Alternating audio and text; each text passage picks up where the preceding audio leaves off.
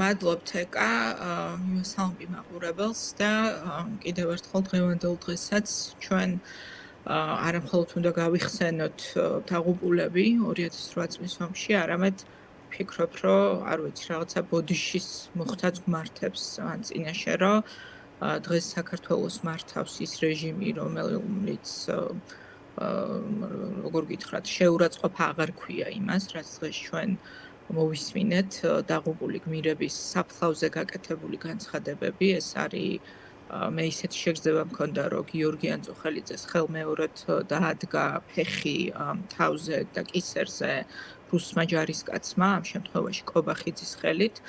და ჩვენ ეს ყველაფერი უნდა კიდევ ერთხელ თუ ვინმეს ეჭვიებარება იმაში, რომ საქართველოს მართავს რუსეთის საოკუპაციო რეჟიმი, ყველაფერი ის, რაც დღეს ჩვენ მოვისმინეთ და რასაც ვისმენთ უკვე დიდი ხანია, ამ ადამიანებს უნდა განამტკიცებდეს ამ რწმენაში, რომ დღეს საქართველოს რეალურად მართავს სწორედ საოკუპაციო რეჟიმის წარმომადგენელი ძალა, რომელსაც ქვია ქართული ოცნება, მაგრამ ეს არის რეალურად რუსული პროექტი.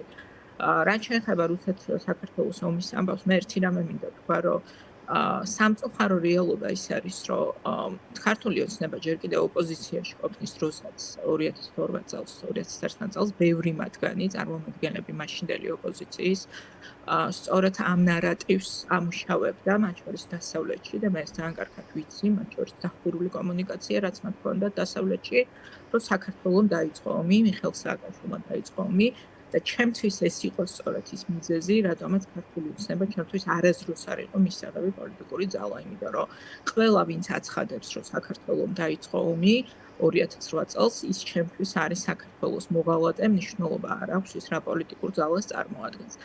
უბრალოდ ისინი წლების მანძილზე საჯაროდ ვერ ბედავდნენ ამის თქმას, ხო, როგორც ვერ ბედავდნენ იმის თქმას, რომ მაგალითად ევროკავშირში გაწევრიანება არ უნდათ და ჩვენ მივედით იმ მდგომარეობამდე, როდესაც დღეს უკვე ყველანაირი, ასე ვთქვათ, რაღაცა შეფუთვის გარეშე რეალობას და სიმართლეს ლაპარაკობს ქართული ოცნება და ამაზე ჩვენ მათ გამონათქვამებზე კი არ უნდა აღშფოთდეთ. უნდა აღშფოთდეთ იმ ფაქტზე, რომ საქართველოს დღეს მართავს რუსეთის მოკავშირე ხელისუფლება და გამბედაობა რამ შემატა აი ამ პოლიტიკურ ძალას, რომელსაც დღეს მიტაცებული აქვს ხელისუფლება. თქვენი აზრით, იმიტომ რომ მართალი ბრძანდებით ადრე ნიადაგს ამისთვის ამზადებდნენ წლების განმავლობაში, თანდათან უფრო თამამები გახდნენ. რამ შეძინათ ეს გამბედაობა?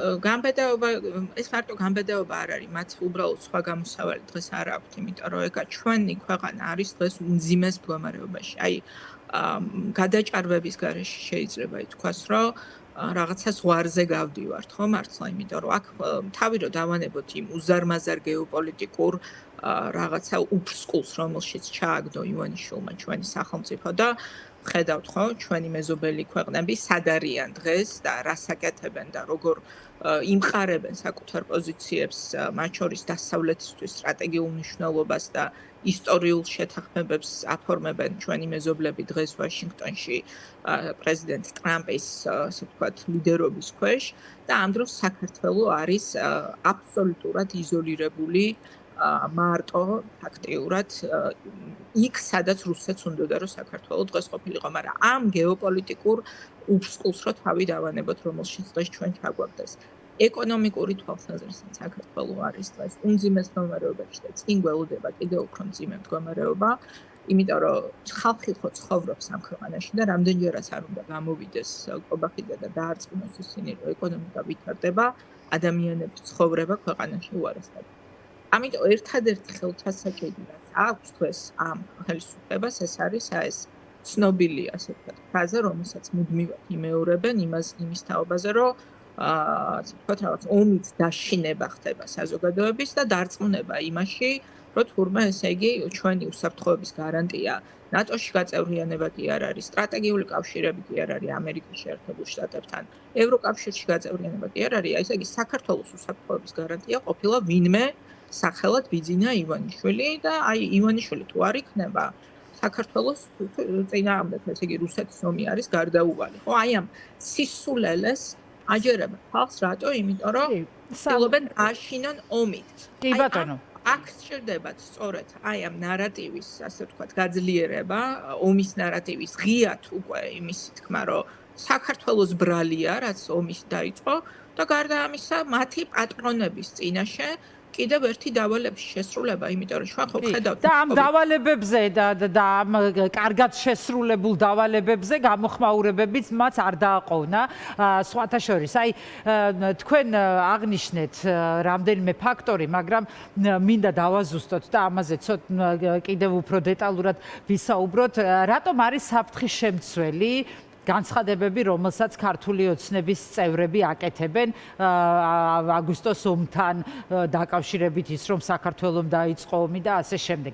რატომ? აი რა საფრთხის წინაშე დგება ქვეყანა, გარდა იმისა, რაზეც მუდმივად გვისაუბრია მეც და თქვენს ხშირად აღნიშნავთ, ცხადია, ეს არის არაღიარების კამპანია. კიდევ რა არის საფრთხის შემცველი? მე მიმაჩნია განსაკუთრებით იმ ფონზე რა განცხადებებიც დღეს ჩვენ გვესმის რუსეთიდან, რომელიც სულ უფრო აქტიურად პედალირებს იდეას იმისი, რომ საბოლოო ჯამში უნდა აღიარება მოხდეს ჩვენი ოკუპირებული ტერიტორიების დამოუკიდებლობის საქართველოს მიერ. ამას ემატება ივანიშვილის მიერ გაკეთებული განცხადება ბოდიშთან დაკავშირებით, რომელიც მან გააკეთა ჯერ კიდევ არჩევნებამდე. და რუსეთის, ასე ვთქვათ, ინტერესი იმასთან დაკავშირებით, რომ როგორ გითხრათ, ესე ჩააცემენტოს, ხო, რაღაცნაირად გაამყაროს დამოუკიდებელი სტატუსი ჩვენი ოკუპირებული ტერიტორიების და საქართველოს ხელისუფლების მხრიდან შესაბამისი მიმართულებით გადადგმული ნაბიჯები მათთვის დღეს არის ძალიან ღირებული. ამიტომ, როდესაც შენ აცხადებ, როდესაც შენ წარმოადგენ ხელისუფლებას, მნიშვნელობა არ აქვს, ასე ვთქვათ, შენ რა პარტია ქვია დღეს, შენ დღეს ქვია ოფიციალურად, ყოველ შემთხვევაში რუსეთისთვის, მიუხედავად იმისა, რომ დასავლეთი ქვეყნები რეალურად არ აღიარებენ ლეგიტიმურობას დღევანდელი ხელისუფლების, ივანიშვილის ხელისუფლების, რუსეთისთვის ივანიშვილის ხელისუფლება არის დღეს ხელისუფლება, რომელიც მართავს საქართველოს, ანუ სახელმწიფო ხელისუფლება და მათი მხრიდან ისეთი განცხადებების გაკეთება, რაც უზრუნველყოფს უკვე დამოუკიდებლობის აღიარების მიმართულებით შესაბამისი ნაბიჯების გადადგმას, არის ძალიან ღირებული. ანუ მე მაქვს შეგრძნება, რომ როგორც ევროკავშირთან ურთიერთობების შეწყვეტა, სავარაუდოდ უვიზო მიმოსვლის დაკარგვაც, ასეთივე დავალებების სიაში შედის აღიარების მიმართულებით შესაბამისი ნაბიჯების გადადგმა. და ჩვენ ხო უკვე ვიცით, ხო გამოცდილება ამას გვაჩვენებს, რომ არანაირი მნიშვნელობა არ აქვს, რას ამბობს დღეს მაგალითად ვინმე თვით გამოცხადებული პრემიერ-მინისტრი ირაკლი ყორბახიძე, რომელიც დაუშვათ დღეს უარყოფს, რომ რა თქმა უნდა არ ვაპირებთ არაფერს აღიარებას, იმიტომ რომ ხვალ ის აბსოლუტურად საწინააღმდეგო ნაბიჯს გადადგავს, როგორც ეს გააკეთა მაგალითად, როდესაც ევროკავშირში გაწევრიანების პროცესი მადლობა, სალომე. როგორც გადახედეს მაგალითად ჩვენს მათ შორის პოზიციას თუნდაც იგივე ომთან დაკავშირებით და ჩვენ უნდა გვესმოდეს, რომ რუსეთის ამოცანა არის, რომ ქართული საზოგადოება იმდენად დასუსტებული იყოს, რომ წინააღმდეგობის გაწევის უნარი აღარ ქონდეს და ამის პარალელურად ივანიშვილმა შეასრულოს ყველა ის პოლიტიკური დავალება, რომელიც დღეს რუსეთს სჭირდება, განსაკუთრებით სჭირდება საკუთარი პოზიციების გასამყარებლად რეგიონში, განსაკუთრებით. დიდი მადლობა, სალომე. დაასრულოს მინდა წინადადება, თუ აქვს შესაძლებლობა. კი ბატონო, სალომე გაიჭედა კადრი, დაასრულეთ წინადადება და დაგემშვიდობებით.